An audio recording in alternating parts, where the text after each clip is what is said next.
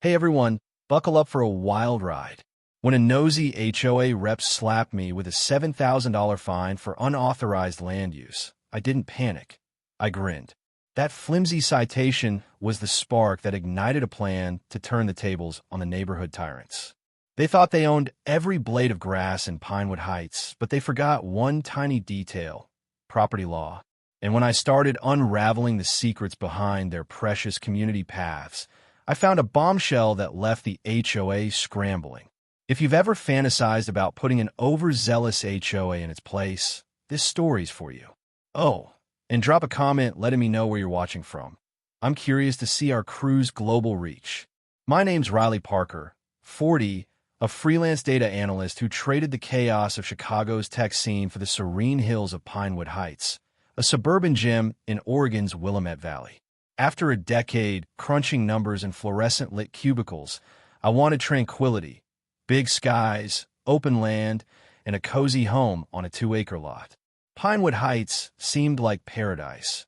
Modern houses, rolling greenery, and a forest trail system that promised endless nature walks. The HOA fees were a hefty $600 a quarter, but the realtor swore it was a small price for pristine community spaces and top-notch upkeep. What she didn't mention: the HOA was ruled by Victoria Langston, a 42-year-old corporate consultant with a clipboard and a vendetta against anyone who dared think for themselves. I met Victoria a week after moving in. She rolled up in a pristine SUV, armed with a welcome package that was 90% rulebook and 10% stale cookies. "We're thrilled to have you, Riley," she said, her smile as warm as a tax audit. "Pinewood Heights thrives on order." That was my first red flag. Victoria, with her tailored blazers and flawless ponytail, had been HOA president for 7 years, unchallenged because dissenters mysteriously backed off. Rumor had it her connections at a local law firm made her untouchable. For the first 6 months, I played nice. Paid my dues, mowed my lawn to the exact 2.5-inch height in the bylaws, and skipped the HOA meetings, which my neighbor, Jake Torres, described as Victoria's personal TED Talk. Jake, a 33-year-old graphic designer, was a breath of fresh air, chill, witty, and the only one who didn't bow to the HOA's reign. But when that $7,000 fine landed on my doorstep, accusing me of misusing my own backyard for a small vegetable garden, I knew it was time to fight back. Little did Victoria know, I'd spent years analyzing complex systems, and her HOA rulebook was about to meet its match. Stick around to see how one obscure property law turned their own trails against them, and how the HOA's iron grip crumbled in the most satisfying way. Hit that like button if you're rooting for the underdog, and subscribe for more stories of sticking it to the system. When I moved to Sunny Hills, a cozy suburban community in Colorado, I thought I'd found the perfect place to settle down. The streets were lined with neat houses, kids played in the cul-de-sacs, and my next-door neighbor, Mrs. Clara, was a gem. She'd drop off her famous lemon bars and offer tips on surviving the neighborhood's quirks. "Clara, watch out for Margaret Hensley. She's the HOA president and thinks she runs the whole town. Just nod and smile, and you'll be fine." Margaret was the kind of person who'd send you a strongly worded letter if your grass was half an inch too long. But I figured I could stay out of her way. That is, until my weekend passion got me in her crosshairs. Growing up in Wyoming, I'd always loved wildlife photography. My dad taught me how to track animals and capture their beauty through a lens. It's not just a hobby, it's my way of connecting with nature. One weekend, I stumbled across a gorgeous 100-acre forest just beyond our neighborhood. Towering pines, a bubbling creek, and tons of wildlife. Perfect for my photography. Curious about the land, I headed to the county office and learned it belonged to a 78-year-old woman named Eleanor Grayson, who'd moved to Arizona years ago. I tracked down her email and asked if I could use her property for photography. To my surprise, she replied right away. Eleanor's email: "Dear Alex, that land's been in my family for decades. We used to picnic there when I was a girl. I haven't seen it in years, but you're welcome to take photos. Just treat it kindly and share a picture of any wildlife you capture." I was thrilled, but what I didn't know was that Margaret and her HOA crew had been treating Eleanor's land like their personal park for years. They'd carve out walking paths, set up picnic tables, and even hung wind chimes, all without asking Eleanor. They thought they owned the place. One chilly November morning, I headed out at dawn with my camera gear. I set up near a clearing Eleanor had mentioned, hoping to snap shots of a fox I'd seen before. Around 8 a.m., I hit the jackpot. A stunning red fox darted into view. I was quietly snapping photos when I heard voices. Out of the trees came Margaret, leading a pack of 6 neighbors in matching yoga outfits, clutching coffee tumblers and gossiping about the new coffee shop. When Margaret saw me with my camera pointed at the fox, her jaw dropped. "Margaret, what on earth are you doing? This is a protected sanctuary. You're disturbing the wildlife." She whipped out her phone, snapping pictures of me like I was a criminal. Her friends gasped dramatically, muttering about disrespecting nature. "Alex, Margaret, I have the owner's permission to be here. I'm just taking photos." "Margaret, nonsense. We maintain these trails for the community, and your invasive photography is against everything Sunny Hill stands for." I tried to explain, but she wasn't listening. She stormed off, vowing to report me to the HOA board. That's when I realized this wasn't just about my photos. Margaret and the HOA wanted total control, not just over our lawns, but over land they didn't even own. 5 days after my run-in with Karen in the forest, a formal envelope was taped to my door. Inside, a violation notice from the Pinewood Homeowners Association accused me of illegal trapping, claiming it disrupted the community and demanding a $7,500 fine within 20 days. Shock at first, then frustration. I knew HOA rules didn't extend to private land, especially where I had the owner's clear approval. I called my friend Lisa, who groaned when I mentioned the notice. "That's Karen's doing," she said. "She's been ranting at the community center, painting you as some reckless poacher. People are starting to think the neighborhood's unsafe." Lisa paused, then added, "Karen's been hyping up her serenity strolls through those woods to attract new residents, claiming it's community land. Never checked who actually owns it." The HOA meeting was set for the next night, and I decided to confront the issue head-on. The community hall was packed, tension thick in the air. Karen sat at the front, backed by Greg Thompson, a 38-year-old council member who nodded at her every word, and Ellen Harper, the 60-year-old treasurer, who looked uneasy. A few neighbors, including Tom Reynolds, a 45-year-old stickler for minor infractions, eyed me as I entered. Karen spoke first, her tone sharp. "Care to explain why you think it's acceptable to carry out dangerous activities in our community's nature trails?" It was a setup, not a question. I stood, holding a binder of evidence. "Let's clear this up," I said evenly. I was trapping legally with a valid permit on private land owned by James Carter, who lives in Texas. I have his written consent. I slid copies of my permit and James's email across the table. The HOA has no authority over private property outside its boundaries. I've checked the bylaws. There's no clause supporting this fine. The room went silent. Ellen picked up the documents, her brow furrowed. "He's right about the jurisdiction, Karen." "If this land isn't ours," Karen interrupted, voice clipped. "You're wrong, Ellen. Those trails have been a community asset for years. We've maintained them, promoted them. For years, residents of Green Valley have wandered the trails on Frank Williams' land, treating it as part of their community experience.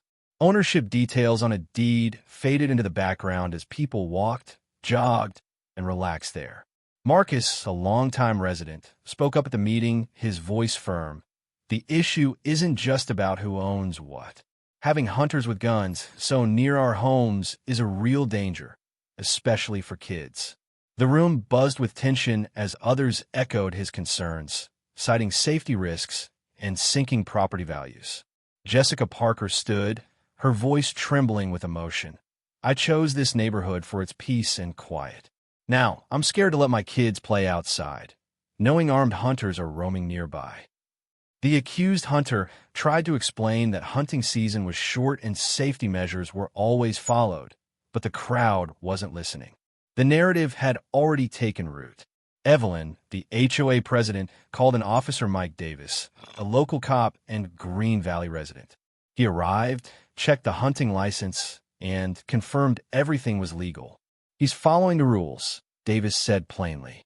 If he has the landowner's permission, there's no trespassing issue. This is a civil matter for the HOA and the property owner. That should have settled it, but Evelyn pushed back. This isn't about laws, Mike.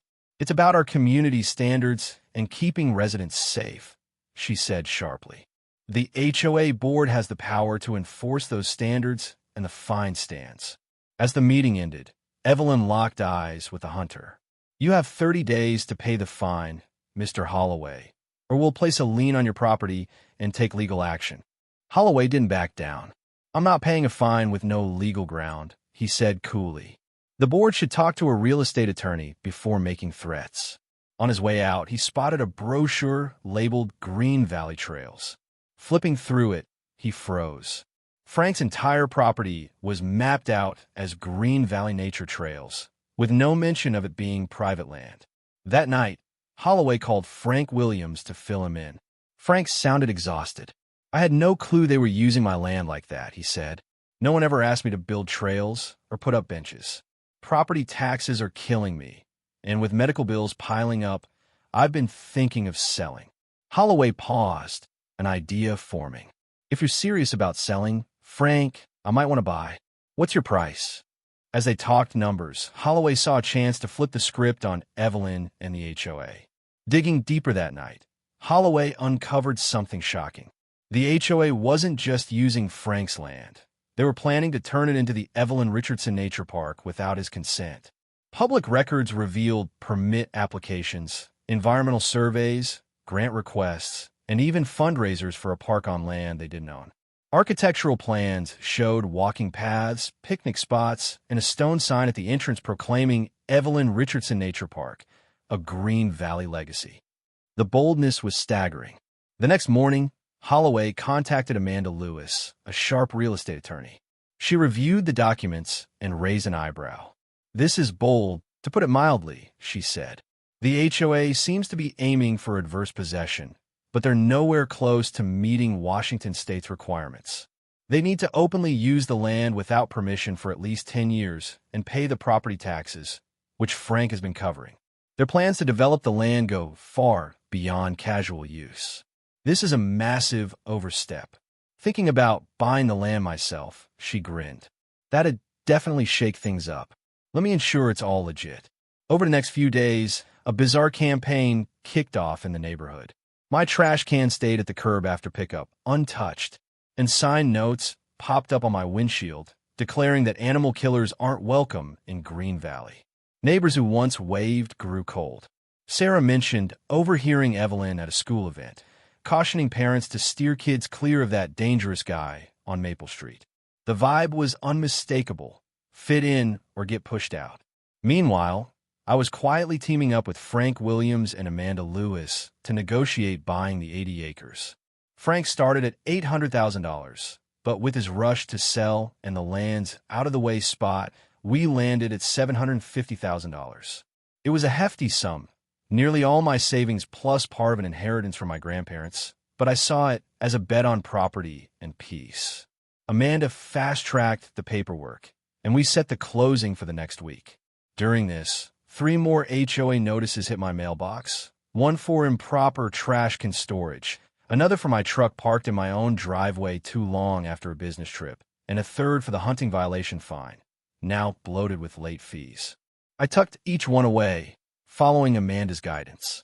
Sarah kept tabs on the community while we finalized the land deal, staying discreet until everything was set. She tipped me off about Evelyn hosting secret meetings with select homeowners, hinting at a major community project reveal. A high-end fundraiser was planned, with a $1,000 minimum buy-in. Evelyn was cozying up to Daniel Thompson, a 50-year-old city council member who backed development deals, suggesting she was locking in permits for something big. I also caught Trevor Adams, Evelyn's 39-year-old husband and an architectural consultant, scoping out Frank's land with surveying gear. When he noticed me watching from the woods, he bolted without a word.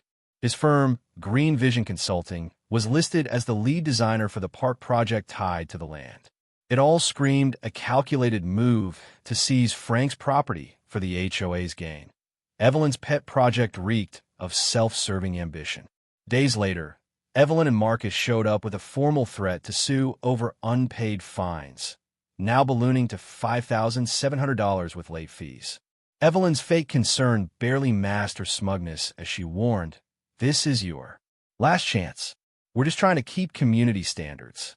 Marcus, looming behind her, mumbled about the board's unanimous vote to pursue legal action if I didn't comply. I stayed calm, promising a response within 48 hours. Evelyn, caught off guard by my compliance, smirked, "Good to see you're coming around to how things work in Green Valley." The next day, I sealed the deal on Frank's 80 acres. Amanda rushed the paperwork, and by afternoon, I held the deed to the land Evelyn thought she controlled. I barely slept, knowing what was coming. At 9 a.m. sharp, Evelyn was back, polished in a blue blazer and white pants, Marcus clutching a portfolio of legal threats. She launched in, expecting surrender. "I trust you've reconsidered your stance on the violations." I smiled, ushering them inside. "I've got something to discuss. Let's sit in the living room." Evelyn, thrown by my warmth but hiding it, marched in with Marcus in tow.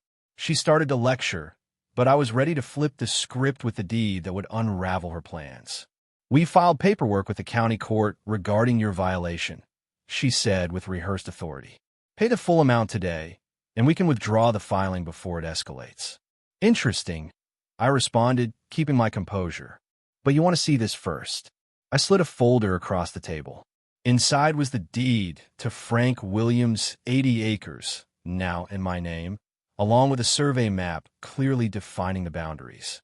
As of yesterday, I'm the sole owner of the property where this alleged hunting violation occurred, and I now own the land where the Green Valley HOA has been building trails, installing benches, and planning a park, without the previous owner's consent. Evelyn's face paled. She grabbed the documents, flipping through them as Marcus leaned in, his expression shifting from confusion to panic. "This can't be right," she stammered. "The community's used those trails for years. We have rights. Adverse possession. My attorney says otherwise." I cut in. "You never paid property taxes, never had permission, and Mr. Williams was never informed of your plans to develop his land." I leaned forward. "In fact, I have evidence showing the HOA deliberately avoided contacting the owner while planning major development. That raises questions of fraud and misrepresentation, especially with the fundraising for this project." Marcus tugged at his collar, looking unwell. "Evelyn, maybe we should consult legal counsel." She silenced him with a glare. "This changes nothing," she insisted, her voice wavering. "The community has established rights through years of trail maintenance. The courts will recognize that." "Test that theory in court," I replied calmly. "As the legal owner, I'm notifying you that all HOA activities on my property must stop immediately. Trails, benches, bird feeders. Anything installed without my permission must be removed within 7 days." I slid another document forward. "This is a cease and desist letter from my attorney regarding the fraudulent park plans. All fundraising and permit applications must be withdrawn." Evelyn stood, her composure fraying. "You have no idea who you're dealing with," she snapped. "I've built this community. Everyone supports my vision. One outsider with a deed won't change that." I held her gaze. "The HOA may back you, but the law backs me. Property law isn't swayed by neighborhood politics." After they left, Evelyn storming out, Marcus trailing behind, I watched them hurry to Jessica Parker's house across the street, likely for damage control. Soon, my phone buzzed with a text from Sarah. "Emergency HOA meeting at 7 p.m. tonight. Everyone's talking about you buying the hiking land." Evelyn's furious. By afternoon, I'd ordered no trespassing signs for the property's perimeter and hired a contractor to install them the next day. As I prepared for the meeting, my doorbell rang. Emily Chun, a 39-year-old reporter from the Valley Chronicle, stood there. "We've received tips about a dispute between you and the Green Valley HOA. Care to comment?" I invited her in, explaining the situation carefully, avoiding anything defamatory. Emily scribbled notes, her eyes widening. "So, you legally purchased the land, and the HOA was using it without permission while planning a park named after their president? She shook her head. This is going to be a big story. Just before I left for the meeting, an elderly man approached cautiously. Robert Jackson, a 65-year-old retired accountant from Green Valley, introduced himself. For over 2 decades, whispers of secrecy surrounded the land deal. "We need to talk privately," he muttered, eyes darting nervously, mentioning Evelyn and the property purchase. He revealed he'd served on the HOA board years back when they learned the land was privately owned. "Evelyn told us to drop the search for the owner," he admitted. "She claimed it would muddy the waters and that adverse possession would eventually resolve it. I quit the board over it, told her it was wrong, but she's been calling the shots ever since."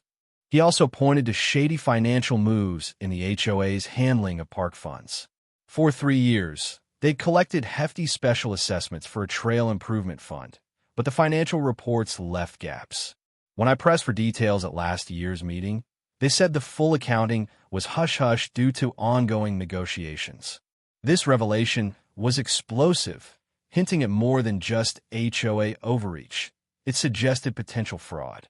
As he shared this, he gripped my arm, warning, "Tread carefully.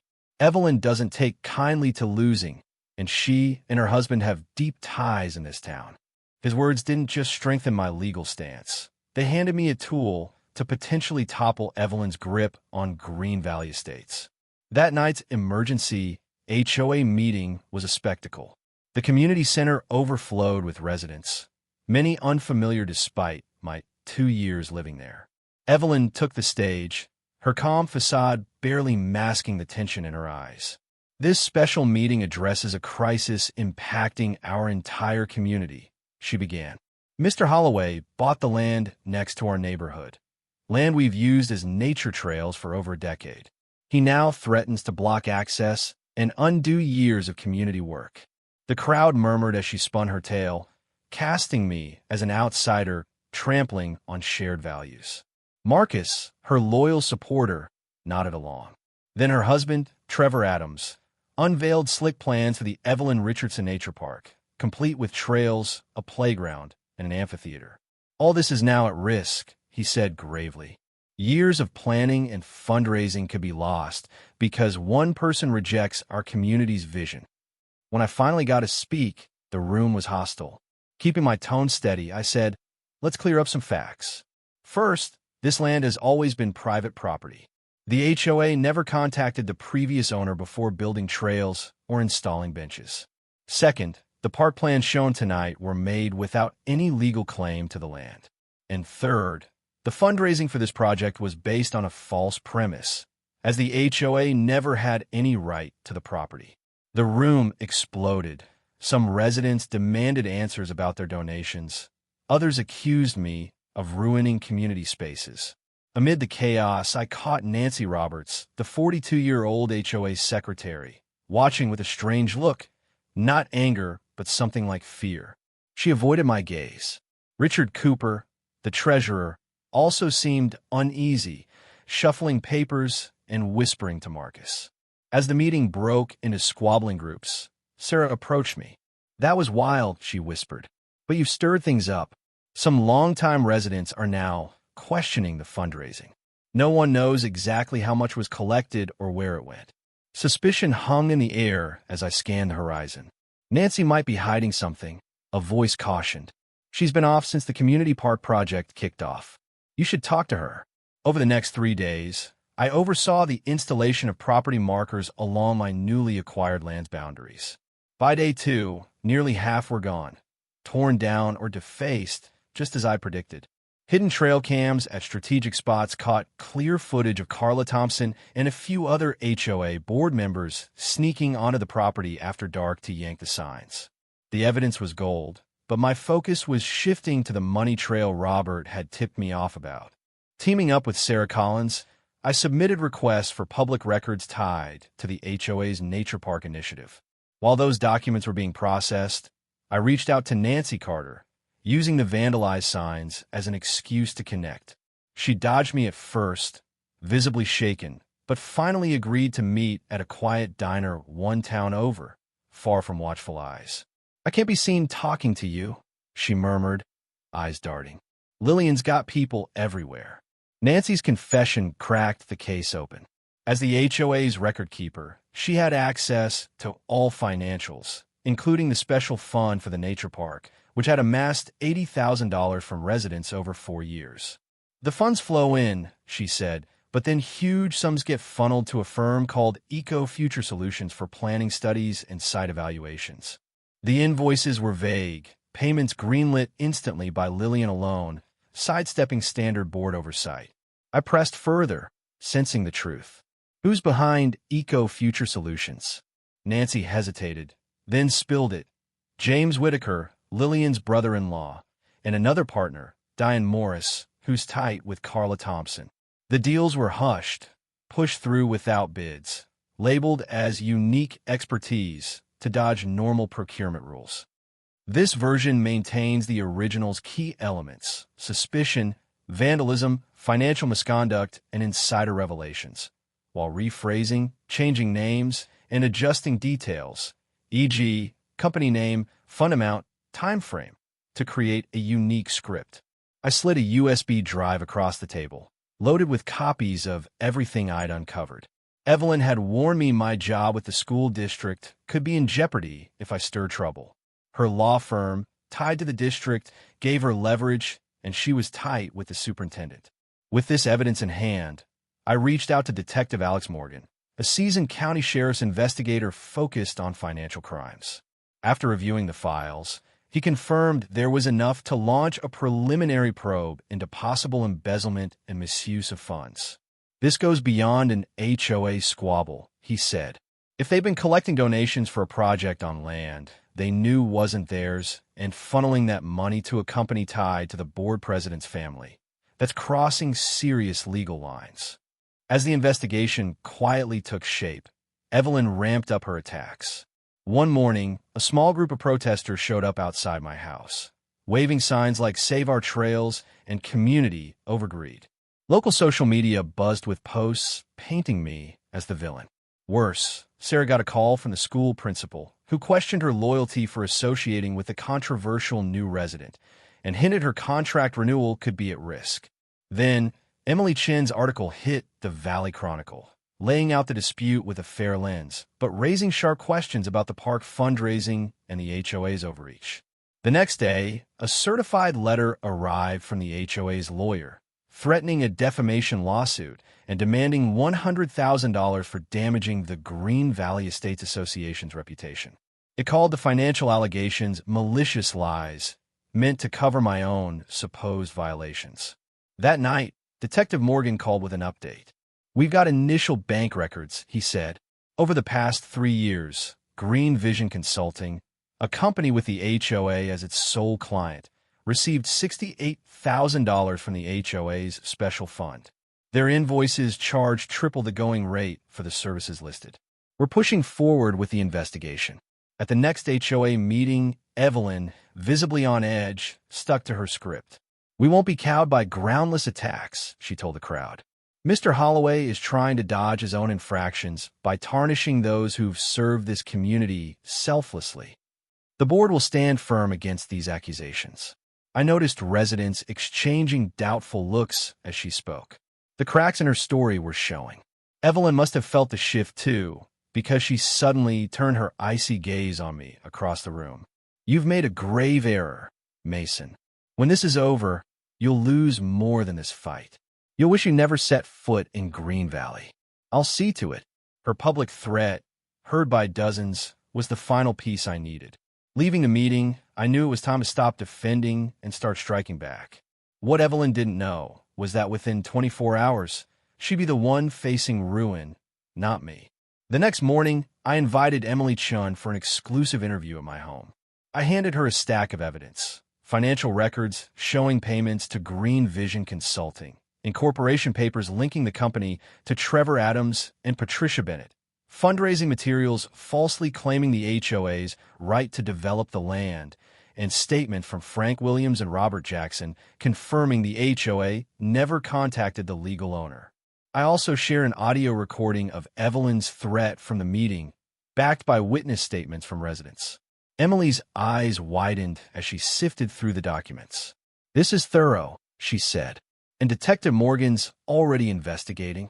I confirmed he was treating it as a potential financial crimes case, likely interviewing other board members that day. Emily's article would hit the paper tomorrow, but she'd post an online preview that evening. Perfect timing for the special HOA meeting Evelyn called to counter defamatory claims. With Amanda's help, I drafted a letter to every Green Valley resident, exposing the financial misconduct with clear documentation. It included trail camera photos showing HOA board members vandalizing my property signs, plus a breakdown of park fund donations versus payments to Green Vision Consulting. The letter proposed a solution. I'd create a legitimate, insured community trail on my land if the current HOA leadership stepped down and transparent financial controls were adopted. By afternoon, word spread that Detective Morgan had visited Richard Cooper and Nancy Roberts, likely taking statements. Residents reported Evelyn calling, urging them to attend the evening meeting to stand united against false attacks. But her support was unraveling. John Peterson, a 70-year-old retired banker who donated $5,000 to the park fund, was rallying residents, furious at the misuse of funds. Cynthia Miller, once Evelyn's ally on the HOA board, publicly demanded a full audit of association finances. That evening's special meeting was historic for Green Valley. The community center overflowed, with residents crowding the parking lot. Evelyn arrived with Trevor and Marcus, all visibly on edge but resolute. She tried to take control, but the tide had turned. The meeting erupted as accusations flew. "Are you funneling HOA funds to your husband company?" A voice shouted. Another demanded, "Why hide that the land wasn't ours to develop?" Evelyn struggled to regain control, her voice cutting through the chaos. "These are lies spread by Mason Holloway to manipulate us. Green Vision Consulting's work was board-approved, fully documented. My husband's role doesn't change its quality." The crowd grew louder. Richard Cooper, usually loyal, stunned everyone. "You swore it was all legit, Evelyn. I signed off on those payments because of you." As tempers flared, District Attorney William Hayes and Detective Morgan entered, silently observing from the back. Evelyn's composure faltered. Slamming the podium, she shouted, "Everything I've done was for this community. If I bent rules, it was for our park. Would you rather outsiders control our land?" A brief silence followed until Nancy Roberts stood, her voice shaky but firm.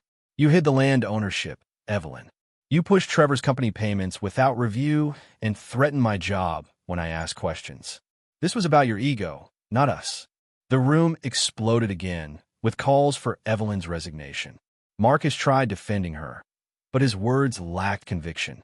Trevor sat pale, silent, watching his wife's world unravel. Hayes stepped forward, calmly asking Evelyn to step aside. "Given the investigation, temporary leadership might be wise," he said. Evelyn snapped, "I won't resign. These claims are slander, and anyone repeating them will face our lawsuit. This community needs me." She stormed out, Trevor and Marcus trailing behind. As residents left, some offered support, others apologies. Sarah, filming the chaos, flashed a thumbs up. Emily Chun, a reporter, gathered resident quotes. Hayes and Morgan requested a formal statement from me the next day, explaining, "This is beyond HOA drama. We're looking at wire fraud, fund misappropriation, and abuse of power." That night, an anonymous text arrived. "Valley Self-Storage, Unit 23, documents being moved tonight." I alerted Detective Morgan, who acted swiftly. By morning, officers had caught Trevor and Patricia Bennett destroying financial records, a desperate move that tightened the case against them.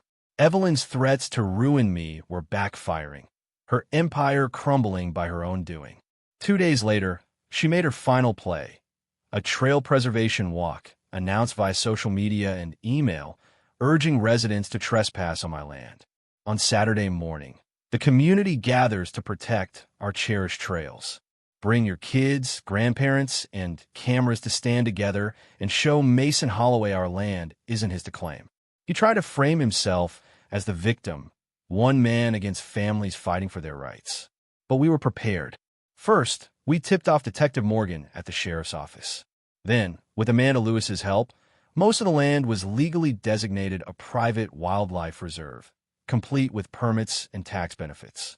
A stronger fence went up, along with clear signs marking the conservation status and trespassing penalties. A legal entry gate was added, featuring an info kiosk explaining the property's protected status. Saturday morning, we stood at the gate, cameras ready. Right on cue, Evelyn arrived, leading 30 people with signs chanting "Trails for All." Dressed in pristine hiking gear, gripping an unused walking stick, she hesitated at the fence but quickly turned to the cameras. "This is an outrage," she proclaimed. "These trails have been ours for decades. These fences are illegal, and we're here to reclaim our rights." She stepped toward the gate. Before she could cross, 3 patrol cars pulled up. Deputies, led by Detective Morgan, stepped out. "This land is private," Morgan announced. "The owner has reported trespassing and vandalism. Crossing this line risks arrest." He turned to Evelyn. "Mrs. Richardson, organizing this may be used as evidence against you." Evelyn's face flushed. "This is ridiculous," she shouted, turning to Marcus for support. But Marcus backed away, unwilling to challenge the law. Others followed, retreating to their cars as the threat of arrest dissolved the crowd. "You're all giving up?" Evelyn cried. "After everything I've done?" Her words rang hollow, the truth now clear. Evelyn glared as she stormed to her car. "This isn't over," she hissed, but her threat carried no weight. The next week brought a flood of revelations. Evidence from Nancy Roberts, Richard Cooper, and files from a storage unit led to charges against Evelyn, Trevor, and Patricia for fraud, embezzlement, and misusing over $68,000 in HOA funds for vacations and renovations. The HOA board was dissolved by emergency vote. Sarah Johnson, elected interim president, ordered a full audit and new financial transparency rules. The remaining board members apologized to the community for letting Evelyn's actions go unchecked. Richard Cooper stepped down. "I honored my commitment, creating a public trail on a portion of my property, complete with proper permits and thoughtful planning. I named it the Frank Williams Memorial Trail, after the original landowner, with a plaque sharing his story and urging respect for nature and property rights." The consequences unfolded swiftly. Evelyn and her group accepted plea deals to avoid a trial, receiving probation, suspended sentences, and a mandate to repay over $100,000. They were barred from managing nonprofits or HOAs for a decade. Soon after, they sold their home and slipped out of Green Valley, their reputations in tatters. The HOA transformed under Sarah's leadership. At the final meeting I attended, the focus shifted to unity, not control. We voted on a new access agreement for my land, incorporating insurance and conservation measures, and it passed without opposition. Sarah summed it up. "This is what Real community feels like." Reflecting as I walked home, I realized I still hunt on my land, now with my neighbors' full support. The HOA endures, but serves the people, not power. The $75,000 Evelyn repaid? At my suggestion, it funded a scholarship for students studying ethics and leadership. Sometimes, loss reveals true value. The HOA lost access but gained integrity. I found something greater, a genuine community. As for Evelyn, word is she's in an apartment, far from any HOA. Poetic justice.